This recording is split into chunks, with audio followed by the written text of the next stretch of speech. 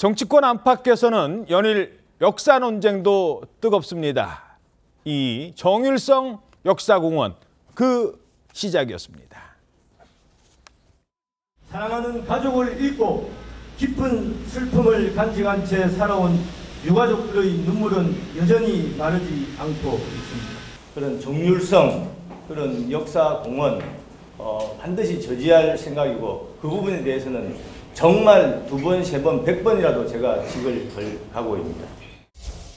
정률성 기념사업은 지난 2002년부터 5명의 시장이 바뀐 동안 시민의 의견을 모아 진행해온 광주시의 사업입니다. 광주시가 책임지고 잘 진행해 가도록 하겠습니다. 하나도 부끄럽거나 잘못됐거나 이런 사업이 아니기 때문에 이런 일은 당당하게 하는 것입니다. 당당하게 하겠습니다. 이 박민식 보훈부 장관이 직까지 걸었어요. 그렇습니다. 보신 것처럼 박민식 보훈부 장관은 기념공원 조성을 장관직을 걸고서라도 막겠다 이런 입장입니다. 정일성이 한국전쟁을 전후해서 중국과 북한에서 혁명음악가로 활동했던 이력, 이걸 문제 삼고 있는 건데요. 반면에 사업을 추진하는 이 강기정 광주시장은 정일성은 한중 우호의 상징이라면서 공원 조성을 올해 말까지 마무리 짓겠다고 밝혔습니다. 강 시장은 노태우 대통령이 정일성 부인을 초청한 적이 또 있었고 박근혜 대통령이 정일성 음악으로 꾸민 중국 전승절 퍼레이드에 또 참관한 사실이 있다는 점을 강조를 했습니다. 찬반에 갈리는 가운데 국가보훈부는 48억 원이 예산이 들어간 이 공원 사업 중단을 시키기 위해서 법률 검토에 지금 착수한 상황입니다. 자, 문제는 이 역사 논쟁에 현직 대통령까지 가세를 한다는 겁니다. 자, 대통령들의 발언 저희들이 그래픽으로 준비했는데요. 한번 하나하나 짚어보시죠. 자, 먼저 윤석열 대통령이 이렇게 얘기를 합니다. 공산주의자에 대한 추모 공원 통합 관용에 부합된다고 해석이 되면 통합의 기반은 무너지는 거다. 이래서 어떻게 우리가 통합을 하겠느냐라고 얘기를 합니다. 그런데 이게 25일이었거든요. 바로 이틀 뒤에 문재인 전 대통령이 국군의 뿌리도 대한독립군과 광복군에 있는 것을 부정하는 겁니까? 요거는 이제 홍범도 장군의 흉상과 관련된 얘기입니다만 전반적인 맥락에서 지금 전직 대통령과 그리고 현직 대통령이 이른바 역사 논쟁까지 가는 것 아니냐라는 얘기가 나오고 있습니다.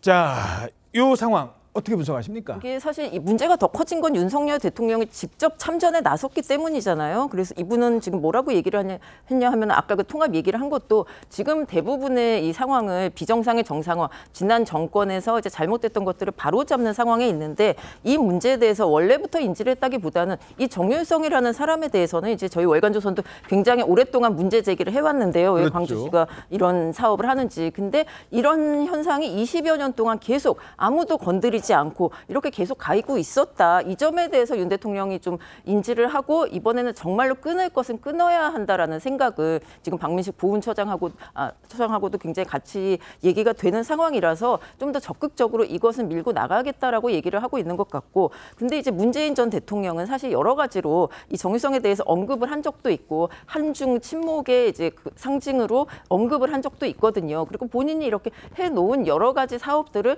저렇게 윤 대통령이 적극적으로 나서서 끊어내려고 하는 것에 대해서 정말 본인도 가만히 있을 수는 없다. 그리고 이렇게 직접적으로 나선 것이 사실 이렇게 좀 어떻게 보면 좀 놀랍기도 한데 정말 전면전을 하겠다는 것인가? 저도 이 결론이 어떻게 나지 좀 궁금할 정도입니다.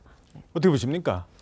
아마도 홍범도 장군 흉상 철거 관련해서 페이스북에 쓰신 거잖아요. 그러니까 본인이 문재인 정부 때 설치한 것에 대해서 비판을 하니까 아마도 그것을 언급을 하신 것 같은데, 저희 대한민국은 사실 일제 침략하고 6.25라는 동족상잔의 아픈 역사를 가지고 있는 나라 아닙니까? 그리고 이제 91년도에 구소련이 붕괴되면서 사실 냉전 체제는 다 붕괴가 됐습니다. 그리고 벌써 30년이 지났거든요.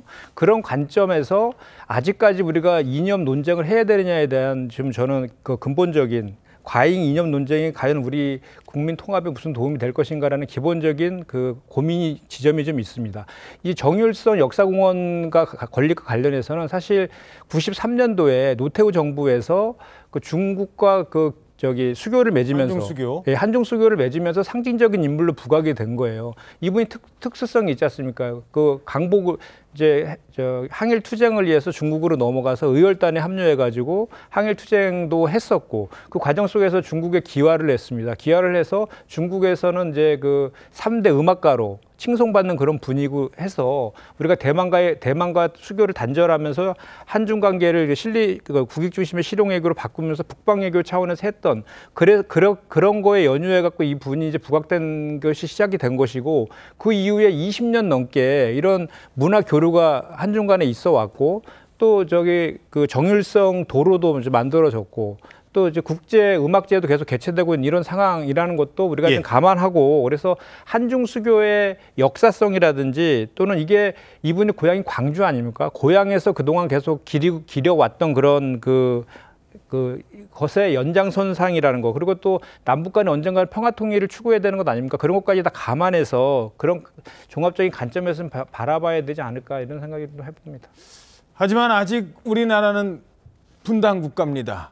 아직도 우리 수많은 젊은이들이 그 꽃다운 청춘을 나라를 지키기 위해서 2년 넘는 기간 군대에서 국가를 위해 열심히 노력하고 있습니다. 그러다가 목숨을 잃는 경우도 있어요. 정말 생떼 같은 자식을 잃은 분도 있습니다.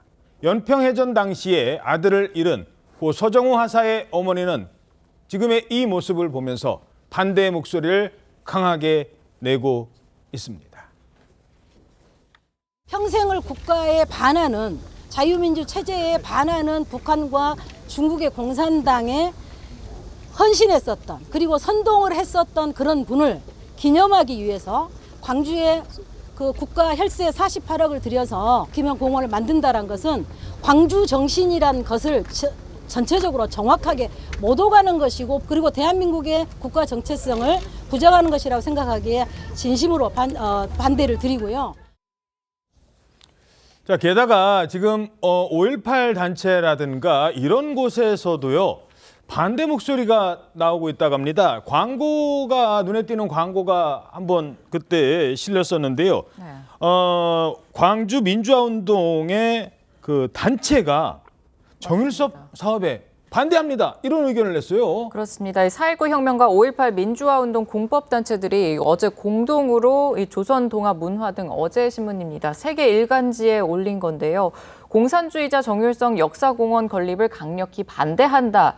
저 내용의 신문 광고를 올렸습니다. 앞서 저희가 박 장관 입장처럼 정율성이 한국전쟁을 전후해서 중국과 북한에서 혁명 음악가로 활동했던 이력을 문제 삼은 건데 이 사업은 4.19 혁명 정신과 5.18 민주화 정신을 훼손하는 일이라고 주장을 한 겁니다. 일단 5.18 유족회는 사업이 이미 많이 진행이 됐고 이제 와서 이념을 따진 일은 아니라면서 이사회를 거쳐서 공동 광고에는 참여하지 않은 것으로 전해지고요. 예. 정율성 기념사업은 앞서 지난주 국가보훈부와 5월 공법 3단체가 이 관계자와 만난 자리에서 좀 거론된 것으로 알려지는데 5.18 단체를 대표하는 공법단체가 이념 논쟁에 뛰어드는 건 어떤 일각에서는 부적절하다 이런 입장도 나옵니다. 알겠습니다.